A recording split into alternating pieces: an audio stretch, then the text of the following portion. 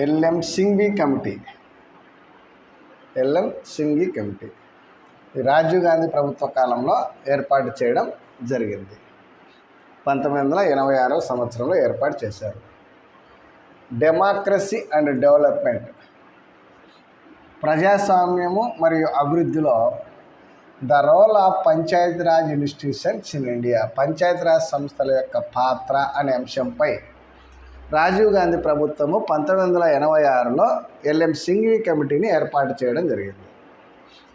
Democracy and development, the role of Panchayati Raj institutions in India, ప్రజాస్వామ్యము ఆర్థిక అభివృద్ధిలో పంచాయతీరాజ్ సంస్థల పాత్ర అనే అంశంపై రాజీవ్ గాంధీ ప్రభుత్వము 1986లో ఎల్ఎం సింఘ్వి కమిటీని ఏర్పాటు చేయడం జరిగింది. స్థానిక స్వపరిపాలనా సంస్థలను రాజ్యాంగబద్ధం చేయాలి అని సూచించినటువంటి కమిటీ ఎల్ఎం సింఘ్వి కమిటీ. మొట్టమొదటిసారిగా స్థానిక స్వపరిపాలనా సంస్థలను రాజ్యాంగబద్ధం చేయాలని సిఫార్సు చేసినటువంటి కమిటీ వచ్చేసి ఎల్ఎం సింఘ్వి కమిటీ. స్థానిక స్వపరిపాలనా సంస్థలను రాజ్యాంగబద్ధం చేయాలని మొదట సిఫార్సు చేసినటువంటి కమిటీ ఎల్ఎం సింఘ్వి కమిటీ. ఈ ఎల్ఎం సింఘ్వి కమిటీ 1987లో తన నివేదికను సమర్పించింది. 1987లో తన నివేదికను సమర్పించింది. Democracy and development, the role of Panchayati Raj institutions in India, ప్రజాస్వామ్యము ఆర్థిక అభివృద్ధిలో పంచాయతీరాజ్ సంస్థల పాత్ర అనే అంశంపై రాజీవ్ గాంధీ ప్రభుత్వం 1986లో ఎల్ఎం సింఘ్వి కమిటీని ఏర్పాటు చేయడం జరిగింది. స్థానిక స్వపరిపాలనా సంస్థలను రాజ్యాంగబద్ధం చేయాలని మొదట సిఫార్సు చేసినటువంటి కమిటీ ఎల్ఎం సింఘ్వి కమిటీ. ఈ ఎల్ఎం సింఘ్వి కమిటీ 1986లో ఏర్పాటు చేస్తే 1987లో తన నివేదికను సమర్పించింది. అందులో ఉండేటువంటి ముఖ్యాంశాలు పంచాయతీరాజ్ సంస్థలను రాజ్యాంగబద్ధం చేయాలి. ఇప్పుడు రాజ్యాంగబద్ధం చేసినారు. 73, 74 రాజ్యాంగ సవరణలు రాజ్యాంగబద్ధం చేశారు. రాజ్యాంగబద్ధం చేస్తే వీటికి న్యాయ సంరక్షణ ఉంటుంది. రాజ్యాంగబద్ధం చేయడం వలన వీటికి న్యాయ సంరక్షణ ఉంటుంది. ఇవి అమలు జరగకపోతే ఉన్నత న్యాయస్థానాన్ని ఆశ్రయించడానికి వీలుంటుంది. రాజ్యాంగబద్ధం చేయడం జరిగింది. పంచాయతీరాజ్ సంస్థలను రాజ్యాంగబద్ధం చేయడం జరిగింది. స్థానిక సంస్థలకు సకాలంలో ఎన్నికలు నిర్వహించాలి. 5 సంవత్సరాలకు ఒకసారి ఎన్నికలు జరుగుతున్నాయి. స్థానిక స్వపరిపాలన సంస్థలకు సకాలంలో ఎన్నికలు జరగాలి. గ్రామ పరిపాలనలో గ్రామ సభలు ఏర్పాటు చేయాలి. ప్రస్తుతం గ్రామ సభ ఏర్పాటు చేయడం జరిగింది. గ్రామ సభ అంటే గ్రామంలోని ఓటర్లందరినీ కలిపి గ్రామ సభ అంటారు. గ్రామంలోని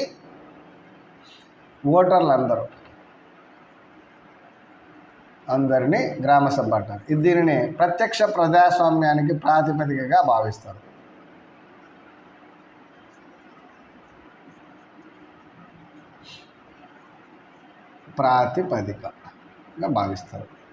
గ్రామ సభలను ఏర్పాటు చేయాలి. ఓకే.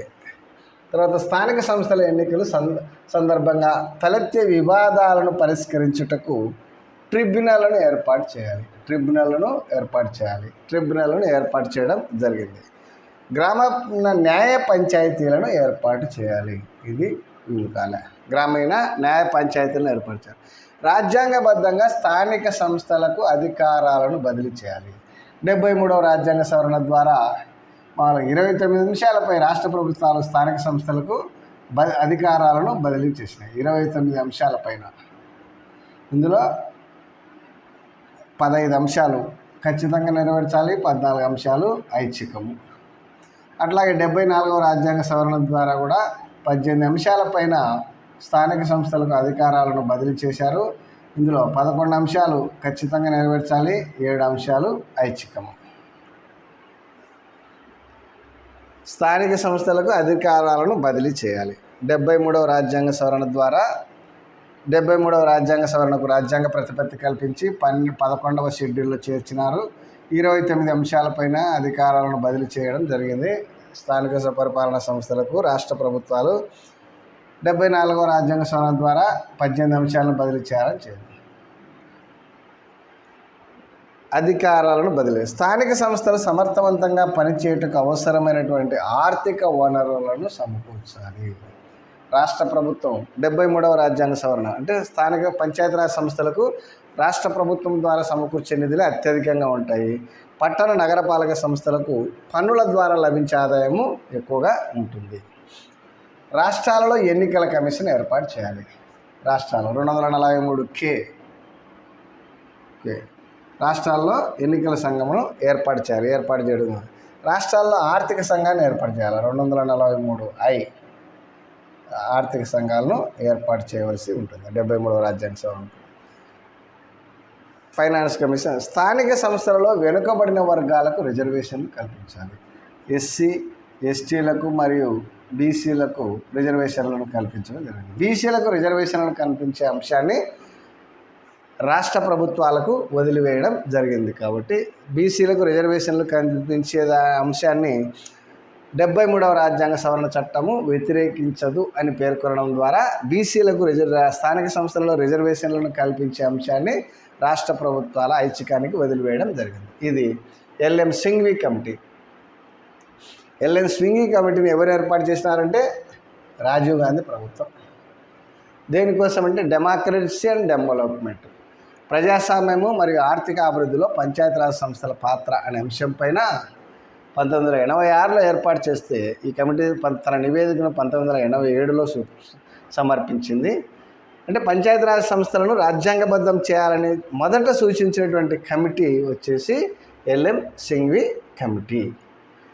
ఈ కమిటీ తన నివేదికలో సమర్పించినటువంటి అంశాలు రాజ్యాంగబద్ధం చేయాలి, స్థానిక సంస్థలకు సకాలంలో ఎన్నికలు జరగాలి, గ్రామీణ పరిపాలనలో గ్రామ సభలు ఏర్పాటు చేయాలి, స్థానిక సంస్థల ఎన్నికల సందర్భంగా తలెత్తే వివాదాలను పరిష్కరించుటకు ట్రిబ్యునల్ను ఏర్పాటు చేయాలి, గ్రామీణ న్యాయ పంచాయతీలను ఏర్పాటు చేయాలి, రాజ్యాంగబద్ధంగా స్థానిక సంస్థలకు అధికారాలను బదిలీ చేయాలి, స్థానిక సంస్థలు సమర్థవంతంగా పనిచేసేటకు అవసరమైనటువంటి ఆర్థిక వనరులను సమకూర్చాలి, రాష్ట్రాల్లో ఎన్నిక కమిషన్ ఏర్పాటు చేయాలి, రాష్ట్రాల్లో ఆర్థిక కమిషన్ను ఏర్పాటు చేయాలి, స్థానిక సంస్థలలో వెనకబడిన వర్గాలకు రిజర్వేషన్లు కల్పించాలి అనేటువంటి ఈ అంశాలను ఎల్ఎం సింఘ్వి కమిటీ సూచించింది. ఓకే.